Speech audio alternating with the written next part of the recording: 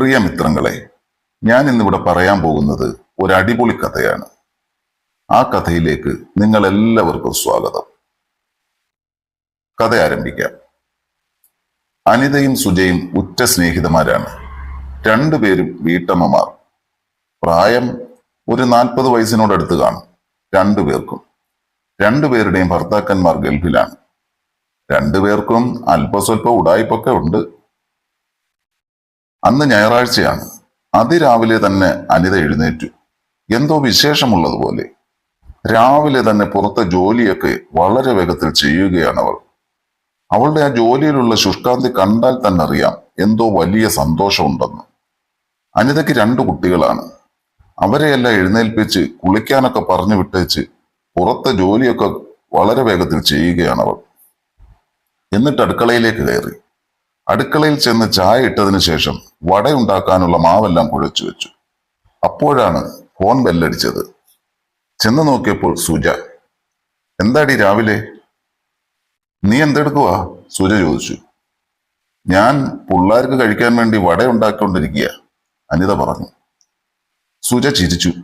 എന്നിട്ട് പറഞ്ഞു, എന്തിനാടി നീ വടയുണ്ടാക്കുന്നത്? നിന്റെ കയ്യിൽ തന്നെ ഉണ്ടല്ലോ ഒരു അടിപൊളി വട, അത് പോരായോ? അയലത്തുള്ള ചെറുപ്പക്കാരെല്ലാം മെലിഞ്ഞു വരുന്നതിന്റെ കാരണം തന്നെ നിന്റെ ആ വടയോർത്ത് അവന്മാർ ഓരോന്ന് ചെയ്യുന്നത് കൊണ്ടാ. സുജ കളിയാക്കി ചിരിച്ചു. ഓടി എവിടുന്ന്, പന്നത്തരം പറയാതെ. അനിതയും അത് പറഞ്ഞുകൊണ്ട് ചിരിച്ചു.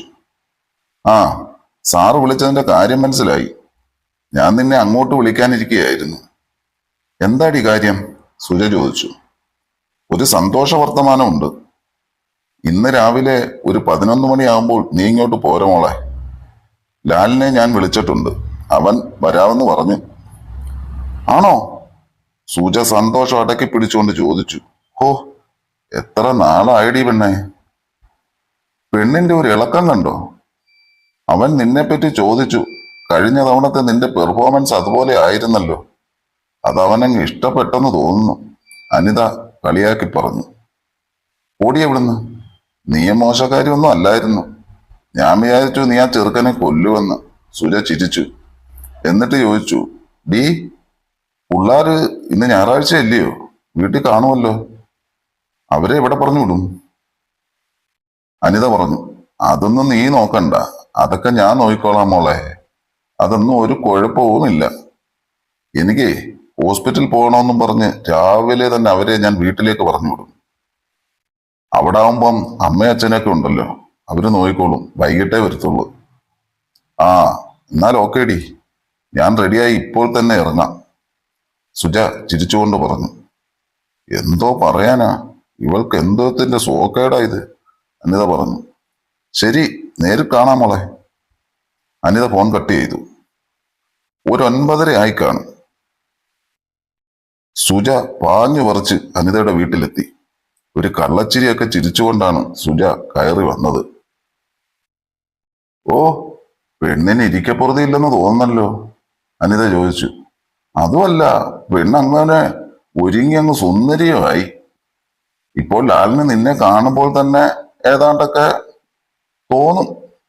ഓടി, നീ മോശമൊന്നും അല്ല, സുജ തിരിച്ചും പറഞ്ഞു. ആ പോട്ടെ, നീ വല്ലതും കഴിച്ചോ, അനിത സുജയോട് ചോദിച്ചു. ഞാൻ രാവിലെ ദോശ കഴിച്ചടി, സുജ പറഞ്ഞു. ആ, കയറി വാ, അവൻ വരുന്നതിന് മുമ്പ് വല്ലതും ഉണ്ടാക്കണം. എല്ലാം കഴിയുമ്പോഴേ വല്ലതുമൊക്കെ കഴിക്കണ്ടേ. വന്ന് എന്നെ ഒന്ന് സഹായിക്കടി. അങ്ങനെ രണ്ടുപേരും കൂടി അടുക്കളയിൽ ജോലിയിൽ ഏർപ്പെട്ടു.